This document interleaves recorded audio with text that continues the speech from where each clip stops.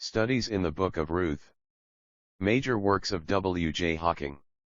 Ruth the Stranger in the Fields of Boaz. Ruth 2 verses 1 to 23. Faith brought Naomi the pauper and Ruth the stranger into Bethlehem, Jehovah's house of bread. Both felt much as the prodigal in the parable did. To tarry in the far country of Moab would be to perish with hunger, while in the land of Naomi's God there was bread enough and to spare, food for the soul also as well as for the body. The land of divine promise must be the land of plenty, where the poor are never forgotten, but always fed. Before the people of Israel entered the land of Canaan, Jehovah through his servant Moses gave them a full code of regulations for their religious and social behavior when settled there. And along with other duties, the people were enjoined to care for the poor, Deuteronomy 15 verses 7 to 11, and especially for the widows and orphans, Deuteronomy 24 verse 19. The landowners of Israel were enjoined not to forget the needs of the poor, particularly at harvest time, but to allow them to share in the bounties bestowed by the God of heaven. A special clause to this effect was attached to Jehovah's instructions regarding the annual observance of the Feast of Weeks, when the tribute of a freewill offering was to be given him according as he had blessed them, Deuteronomy 16 verse 10. The children of Israel were then to bring with their animal sacrifices the bread of the first fruits as a wave offering before him. But it was added, Thou shalt not in thy harvest entirely reap the corners of thy field, and the gleaning of thy harvest shalt thou not gather, thou shalt leave them to the poor and to the stranger, Leviticus 23 verses 20 and 22. See also, Leviticus 19 verses 9 and 10, Deuteronomy 24 verse 19. A similar combination of giving our thanks to God and our goods to the needy is found in the New Testament, Hebrews 13 verses 15 and 16, Our worship will be incomplete and unacceptable if it lack either the one or the other. Jehovah desired to develop a merciful spirit in his people. By its exercise, they would themselves be blessed and would obtain still further mercy, Matthew 5 verse 7. The nation should remember the kindness of God to themselves when they were all strangers and bondmen in the land of Egypt, Exodus 22 verse 21. Therefore they ought to show their kindness to any strangers in their midst by allowing them to glean in their fields and vineyards, taking care that the reapers left something, especially for the gleaners. Though the strangers were not of the seed of Abraham according to the flesh, and though they had taken no part in the plowing or sowing or reaping, they were not to be stinted in their share of the bounties of God at harvesting time. This commandment of Jehovah concerning the poor and the stranger was recorded in the statute book of Israel, and in accordance with its generous terms Naomi and Ruth found their immediate sustenance in Bethlehem, and also divine favors far more surprising and extensive than could have been imagined. Only the transcendent mercy of Jehovah could have brought both these widows into genealogical contact with the promised Messiah of Israel. Their humble entry into Bethlehem in the obedience of their faith was the first step to this unexpected end. Going out to glean, Ruth lighted on the field of Boaz. Prompted by the pinch of poverty, the two women sought relief through the national poor law. It was, however, not Naomi, the elder, a mother in Israel by birth and breeding, that took the initiative, but Ruth, the younger, a convert from the worship of idols to the service of Jehovah. As barley harvest had begun, she volunteered, stranger though she was in Bethlehem, to glean in the barley fields. Her mother-in-law agreed. Now Naomi had rich kinsmen of her husband's, who apparently did not emigrate from Bethlehem on account of the famine as she had done. They stayed at home, were preserved, and had prospered. One especially, named Boaz, had risen to eminence in Bethlehem. And Naomi had a relation of her husband's, a mighty man of wealth, of the family of Elimelech, and his name was Boaz, Ruth 2 verse 1. But Naomi, though badly in want, had not solicited any favors from her relatives, not even from Boaz. The poor often cling to their pride to the very last. Nor, as it appears, did Ruth on setting out to glean intend to seek the field of Boaz, her mother-in-law's kinsman. Early in the morning, she went forth humbly as a poor stranger to gather up a gleaner's portion of corn wherever opportunity offered, not, however, without a firm trust that the God of Israel under whose wings she had come to take refuge, would guide and protect her. And Ruth the Moabitess said to Naomi, "Let me, I pray, go to the field and glean among the ears of corn after him, in whose sight I shall find favor." And she said to her, "Go, my daughter." And she went, and she came and gleaned in the fields after the reapers, and she chanced to light on an allotment of Boaz, who was of the family of Elimelech. Ruth 2 verses 2 and 3. To outward seeming, Ruth by chance chose the field of Boaz, but to faith, it was by God's devising and directing that she went to the field of a pious and gracious man who was her mother-in-law's kinsman by marriage, and in whose eyes she quickly found favor. Ruth's first day of gleaning. Naomi's relation's name, Boaz, signifies a pillar, or strength is in him. One of the two pillars or supports in the porch of Solomon's temple was called Boaz, 1 Kings 7 verse 21. Boaz, the strong man of Bethlehem, is described also as a mighty man of wealth, 2 verse 1. The same phrase is applied to Gideon and to Jephthah, but in these instances, it is translated a mighty man of valor, Judges 6 verse 12, Judges 11 verse 1, courage and leadership being necessary qualities in their service for God.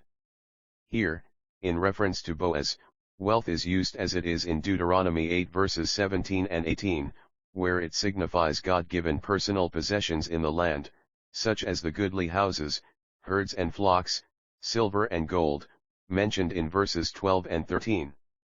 For the godly Israelite wealth was a mark of the blessing of Jehovah which makes rich, and he adds no sorrow to it, Proverbs 10 verse 22. Boaz, then, was a godly man of substance and standing in Bethlehem, whose moral and spiritual character had been strengthened rather than spoiled by his riches. He was courteous, considerate, and generous to the poor. His recorded words and actions both witness to his deep-rooted faith in God, and therein lay the secret of his strength. And behold, Boaz came from Bethlehem, and he said to the reapers, "Jehovah be with you." And they said to him, "Jehovah bless thee." Ruth 2 verse 4. As Boaz was wont to do, he took a personal interest in the welfare of all the workers. Observing the newcomer, he made inquiries concerning her of the overseer, who described her as the Moabitish maiden. And Boaz said to his servant that was set over the reapers, "Whose maiden is this?" And the servant that was set over the reapers answered and said, "It is the Moabitish maiden who came back with Naomi out of the fields of Moab." And she said, "I pray you, let me glean and gather among the sheaves after the reapers." And she came, and has continued from the morning until now. Her sitting in the house has been little as yet. Ruth 2 verses 5 to 7.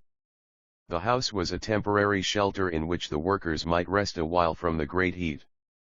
As a stranger, Ruth would no doubt have been timid and shy. Boaz addressed her with friendly words of encouragement and consideration, speaking like an elderly man rather than a master. And Boaz said to Ruth, "Hearest thou not, my daughter? Go not to glean in another field, neither go from here, but keep here with my maidens. Let thine eyes be on the field which is being reaped, and go thou after them. Have I not charged the young men not to touch thee? And when thou art athirst, go to the vessels and drink of what the young men draw." Ruth 2 verses 9 and 10. This friendly and gracious advice touched the damsel deeply. She felt herself altogether unworthy of such favor. Then she fell on her face, and bowed herself to the ground, and said to him, "Why have I found favor in thine eyes, that thou shouldest regard me, seeing I am a foreigner, stranger?" Ruth 2:10. For similar acts of prostration to show reverence, according to the Eastern custom, see 1 Samuel 25 verses 23 and 24, 2 Samuel 1 verse 2. The reply of Boaz showed that he was already acquainted with her devoted attachment to Naomi. Giving up her parents and her fatherland to accompany her to Bethlehem, he prayed that Jehovah, the God of Israel, whose overshadowing protection she had sought, would reward her labor of love. And Boaz answered and said to her, "It has been fully shown to me all that thou hast done to thy mother-in-law since the death of thy husband, and how thou hast left thy father and mother and the land of thy nativity, and art come to a people that thou hast not known heretofore. Jehovah recompense thy work, and let thy reward be full from Jehovah the God of Israel, under whose wings thou art come to take refuge. Ruth 2 verses 11 and 12. By these gracious words, the lonely stranger was cheered and comforted, and her faith in Jehovah encouraged. And she said, Let me find favor in thine eyes, my Lord, for that thou hast comforted me, and for that thou hast spoken kindly to thy handmaid, though I am not like one of thy handmaidens. Ruth 2 verse 13. At mealtime, Boaz showed further favor to the Moabitess. Ruth was allowed to share fully with the rest, and to dip her morsel or sop in the dish of vinegar or sour wine. As she sat among the reapers, Boaz himself passed her a bountiful helping of parched or roasted corn, a double portion to mark his favor. And Boaz said to her at mealtime, Come hither and eat of the bread, and dip thy morsel in the vinegar. And she sat beside the reapers, and he reached her parched corn, and she ate and was sufficed, and reserved some. Ruth 2 verse 14. Truly blessed are the meek, they shall eat and be satisfied. Psalm 22 verse 26. When Ruth resumed her gleaning, Boaz instructed his young men to afford her every facility in gathering up the barley stalks left scattered on the field when the sheaves were tied. They were also to pull out a few handfuls from the sheaves for her special benefit. And when she rose up to glean, Boaz commanded his young men, saying, Let her glean even among the sheaves, and ye shall not reproach her. And ye shall also sometimes draw out for her some ears out of the handfuls and leave them that she may glean, and rebuke her not. Ruth 2 verses 15 and 16. Harvest work continued while the light lasted. Then with a stick, Ruth threshed her gleanings and found that she had about an ephah, 3 pecks, of barley grain to take home to Naomi. This would be a substantial addition to the household store. And she gleaned in the field until even, and beat out what she had gleaned, and it was about an ephah of barley. And she took it up and came into the city, and her mother-in-law saw what she had gleaned. Ruth 2 verses 17 and 18. Naomi and Ruth's evening talk. It was surely a tired but happy gleaner that returned home that evening to her new home in Bethlehem, for Ruth had on that first day proved for herself how good a thing it was for a poor stranger to trust in the God of Israel, who regards not persons, nor takes reward, who executes the judgment of the fatherless and the widow, and loves the stranger, to give him food and clothing. Deuteronomy 10 verses 17 and 18. The ephah of barley told the tale of Jehovah's goodness, while the bread and parched corn from Boaz added a richness to the bounty for the widow and the stranger. And she took it up and came into the city, and her mother-in-law saw what she had gleaned, and she brought forth and gave to her that which she had reserved after she was sufficed, satisfied. Ruth 2 verse 18. The elder woman was evidently affected by these unexpected but undeniable marks of God's providential care. Only yesterday she had said, The Almighty has dealt very bitterly with me, 1 verse 20, but today Naomi saw that he was dealing very graciously with Mara, as she had called herself.